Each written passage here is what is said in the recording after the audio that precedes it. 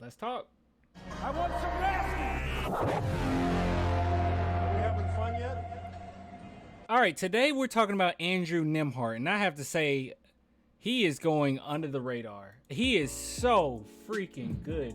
Now, don't get me wrong. There's a few things that you have to point out that's very obvious, but man, I'm pretty high on him. Like, I actually do like him a lot. All right, so let's go ahead and dive into where he's going to land in the draft. So Tankathon has been wonderful this offseason, but I have to say, it's way off right now as we speak.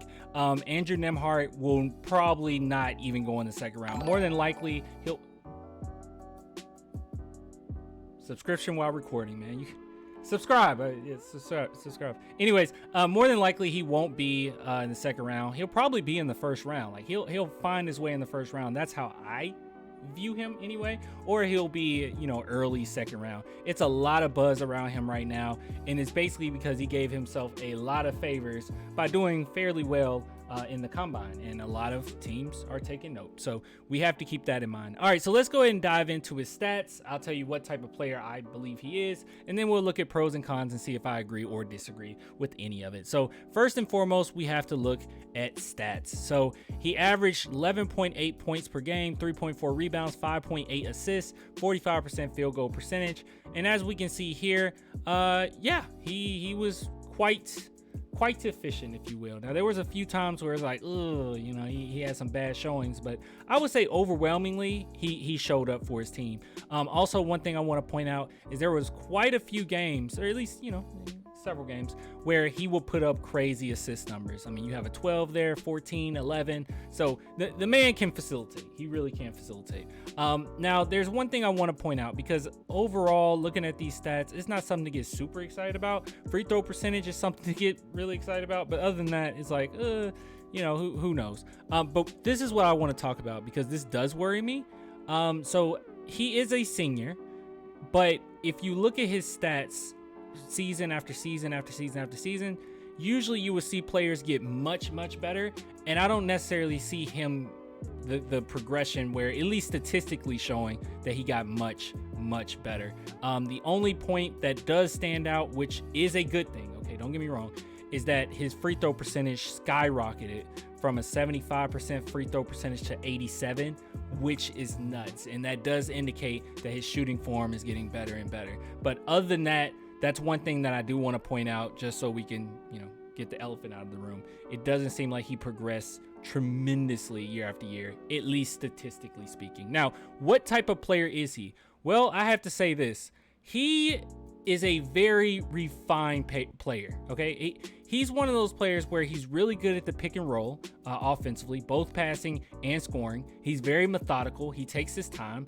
He makes the right moves, and that's kind of what you're going to get out of him. And another thing as well is he's a really good on-ball defender. Now, there is a catch to that, because while he is a good on-ball defender, at least from what I've seen, the biggest issue that I see is that when he's going against guys that might not be really great, like in the NBA, if he has to go against guys that are like more so role players, I think he could defend them fairly well. If he's on a team that's already established pretty well defensively, he's going to be good. But I also think that, if I'm being completely honest, if he has to be a primary defender at any point of his career, he's going to get exposed. And I just kind of see he just comes across as one of those type of players. But other than that, he's very doable. So he's not going to necessarily just be terrible on your team. But if you're looking to him for defense alone, I don't think that that's necessarily going to be a good thing.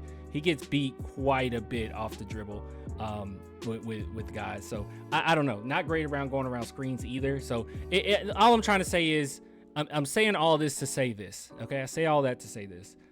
I think what role he'll have in the NBA, and I think it'll be the most suitable for him, is if he could be a backup point guard. Now, if he's on a team that already has a lot of defenders and they're really established, he could start.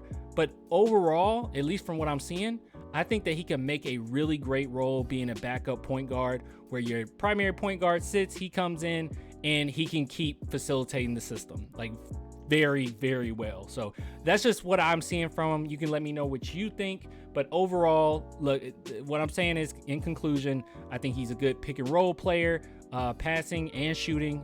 He picks his spots fairly well. He's very methodical. Good defender, especially if he's going against guys that aren't stupid athletic. And yeah, just overall a smart player. So I really, really like him. And I think that he's one of those guys that will make his way in the NBA. Probably won't be a star, but other than that, he's definitely somebody you need to look at. All right, so let's go ahead and look at pros and cons. So pros and cons. So I did not look at this list as I always do. I just go straight to the website and then I just react to what they have to say. So here we go. 6'5", 195 pounds, Gonzaga senior. And let's go ahead and scroll down here. Decent shooter, adequate scorer off the dribble, can post up smaller players, sure. Makes clutch shots. That is an intangible. That is something that I did not necessarily look deep into, to be honest with you. But okay, cool, dope.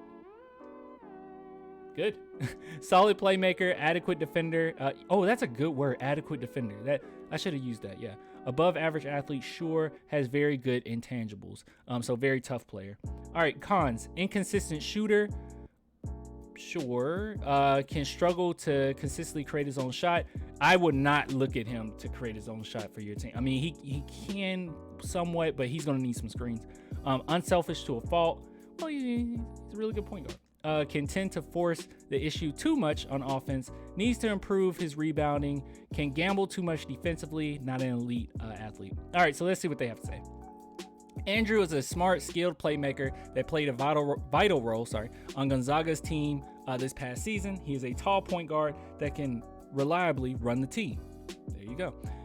He will need to make more shots consistently and be a more aggressive player on offense. He had a very good start to the season, and he also sometimes had poor shooting nights and uncharacteristically turnovers in other games. He then had a very good showing in the 2022 NBA. Oh, shoot. Yeah, heck yeah. Currently, he projects to be a second-round prospect.